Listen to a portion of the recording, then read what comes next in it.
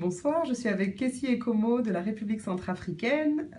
Kessie est à New York actuellement pour une réunion avec le groupe d'experts sur jeunesse, paix et sécurité, groupe dont elle est membre depuis le 12 août, Journée internationale de la jeunesse, après la nomination formelle par le secrétaire général des Nations Unies.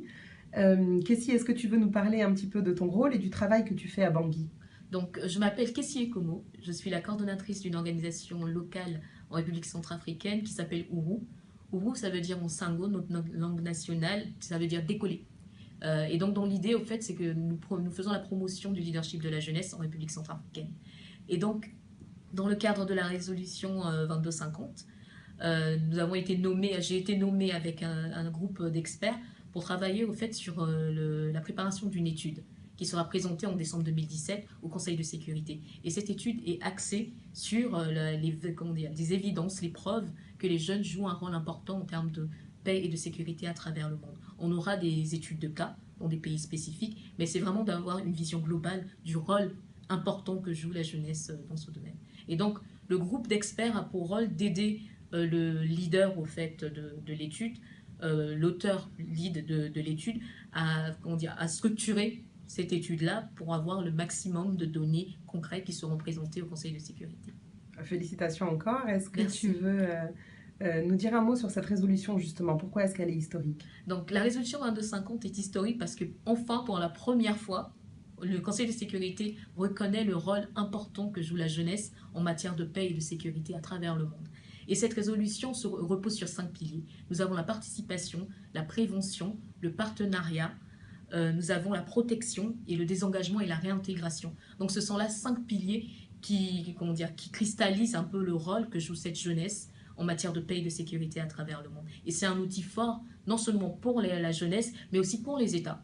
Surtout quand les États assez fragiles, cette résolution peut être utilisée pour appuyer les efforts en matière de paix et de sécurité. Est-ce que tu aurais justement quelques recommandations pour les gouvernements, mais aussi pour les Nations Unies et les organisations de jeunesse qui voudraient participer à la mise en œuvre de cette résolution et vraiment placer la jeunesse au cœur du développement et de la paix?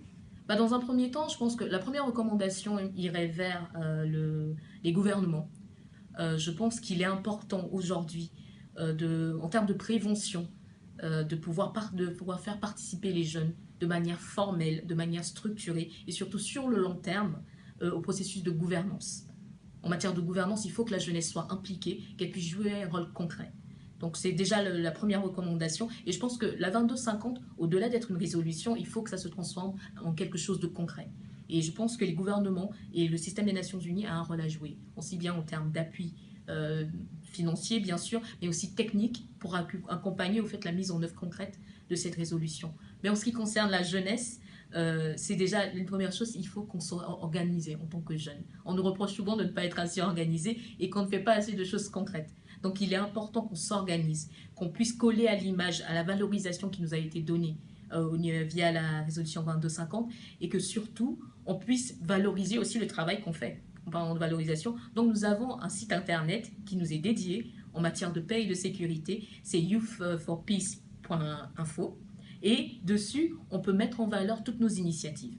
On peut mettre en valeur les initiatives au niveau local mais structurées qui soient aussi des preuves qu'on peut mettre promouvoir au regard du monde pour dire que la jeunesse joue effectivement un rôle.